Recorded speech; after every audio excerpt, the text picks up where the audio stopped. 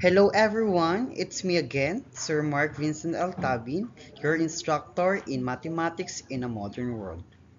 So last time we talked about the mean, median, and the mode. Now we will proceed to the new topic, which is the linear regression and correlation. But we will focus first to the correlation. So sabi dito, correlation is a statistical method used to determine if there is a relationship between variables and the strength of the relationship. So in correlation, we have a formula which is correlation is equal to n open and close parentheses summation of x and y minus the summation of x multiplied by the summation of y divided by square root of n summation of x squared minus the summation of x open and close parentheses summation of x raised to 2, then multiplied by n, then summation of y squared minus summation open and close parenthesis summation of y, then raised to 2. And that is the formula on how to get the correlation.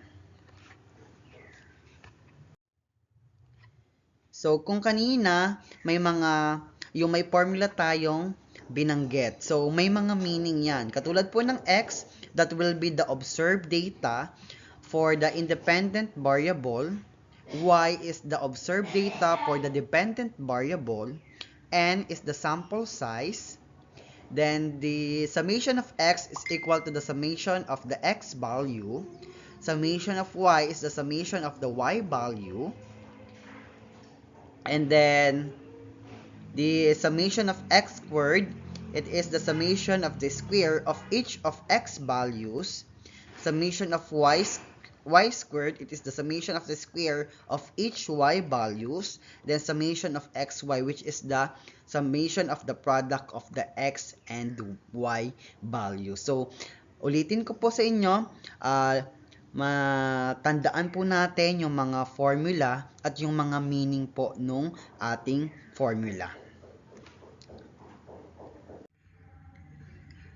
So, after natin malaman yung formula, mayroon naman tayo ditong interpretation of scatter plot.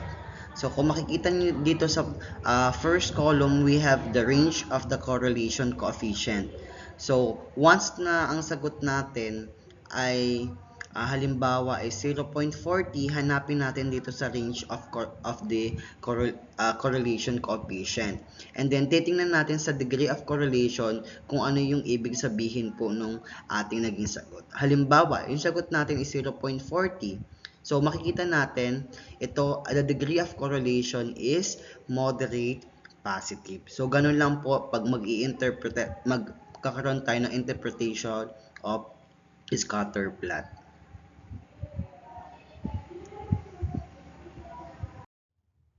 Yan. So, example po.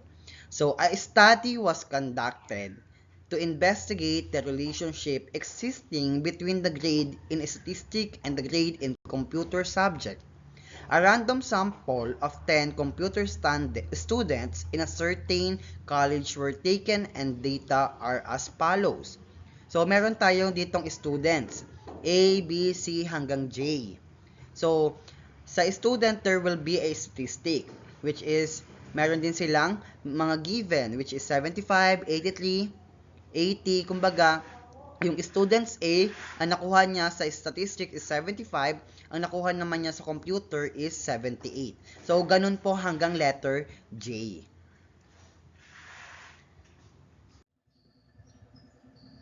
So, ayun, meron na tayong given. Ano po? Ngayon, isa-substitute lang natin yung students sa first column. Yung statistic, gagawin nating X. And then, yung computer, gagawin nating Y.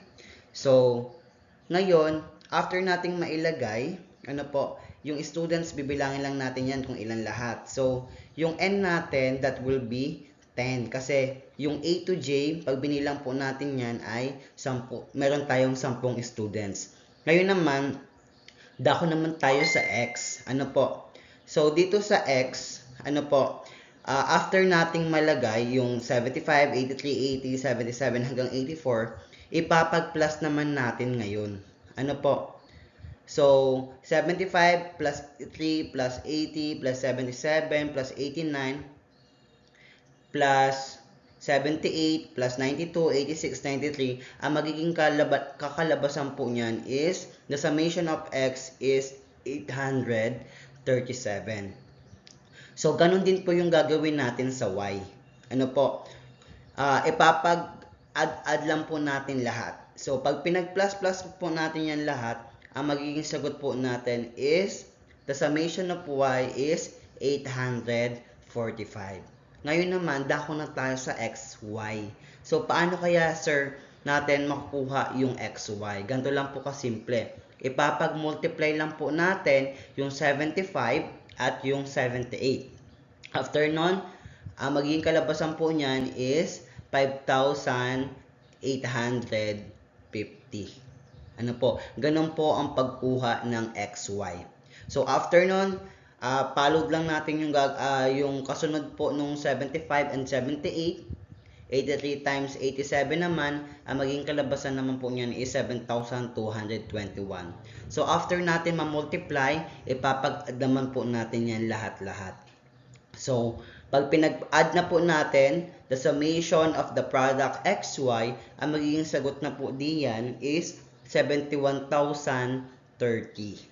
Okay po? Ngayon, dako naman tayo sa x squared. Sir, paano po makuha po yung x squared?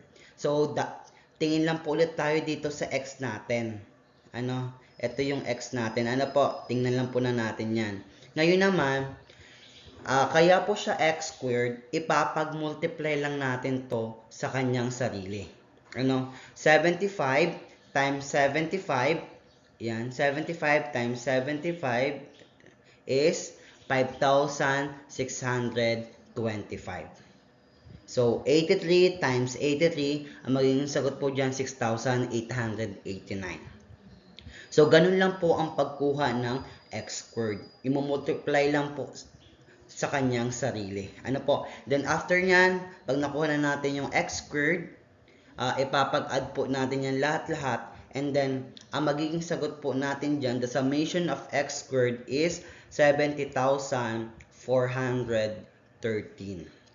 Yan, so tapos na tayo sa summation of x squared. Ngayon, dako na tayo sa y squared. So ganun lang po yung gagawin natin. Kung ano po yung ginawa natin sa x squared, ganun din po yung gagawin natin sa y squared. Pero dito tayo magpo-focus sa given ng y.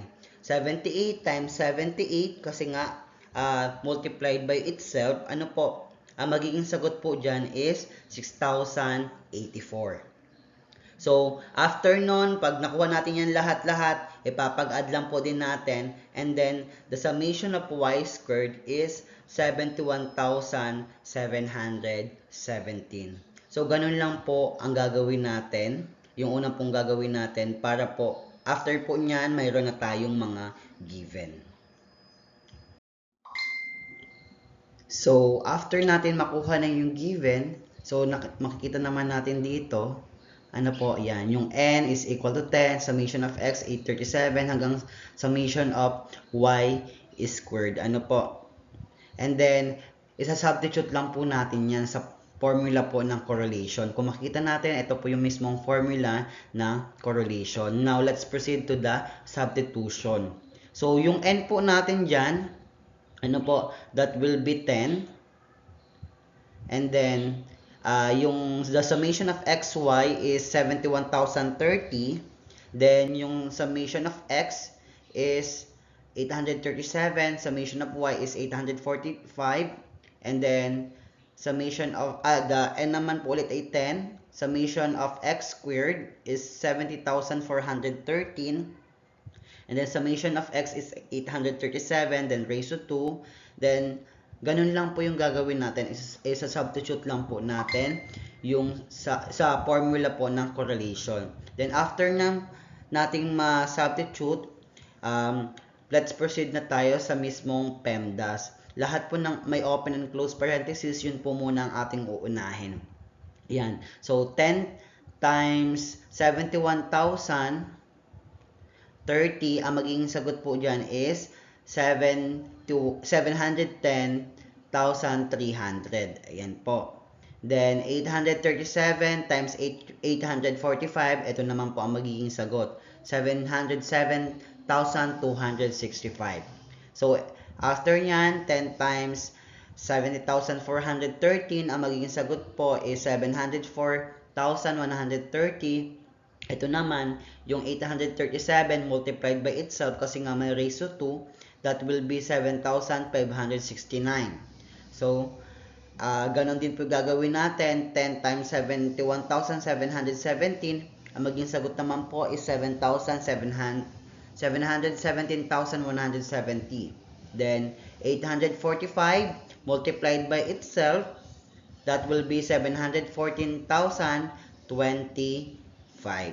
Yan. So, after nyan, makikita natin may mga open and close parentheses pa rin. So, pero dako din muna tayo dito sa pinakauna. 710 minus 707,265, ang magiging sagot naman po is 3,035. Then, ito naman po, sunod po natin is 704,000 minus 700,569. Ayan po. Ang magiging sagot naman po natin dyan is 3,561. So, ganun din po ang gagawin natin dito. Ipapag-minus lang din po natin yan. So, ang magiging sagot po natin is 3,145. So, after nya, may nakikita pa tayong open and close parenthesis. Yun po ulit ating ipag-multiply. Ano po? 3,561. Yan. 3,561 times 3,145. So, after nyo makuha nung sagot na yan, saka po natin siya i-square root. Then, after natin ma-square root, i-divide naman po natin sa 3,035. Pasensya natin, hindi ko po na isa-isa. Then, after po natin makuha, ano po, 3,035, tapos kung ano magiging sagot yung nasa baba, ang magiging sagot na po natin dyan is 0.906906226. Then, pag ni-round off po natin is 0.91. Ayan. So, ang sagot po natin sa ating example is 0.91. So, after po natin makuha yung sagot, pupunta po tayo sa interpretation of scatter plot. Titingnan po natin kung saan po nakapaloob yung 0.91. At yun po ang pagkuha ng kung paano ang pagkuha ng correlation. Po niyan, we have an activity. So gagayahin nyo lang po yung aking example kanina, then kuha po kayo ng xy, kunin nyo rin po yung x squared, then the y squared. So, after nyo pong makuha, yan, ano po, papag-plus-plusin nyo po lahat para makuha nyo po yung mga summation po nun. And, that will be all po para sa ating on how to find the correlation. And that's all. Thank you.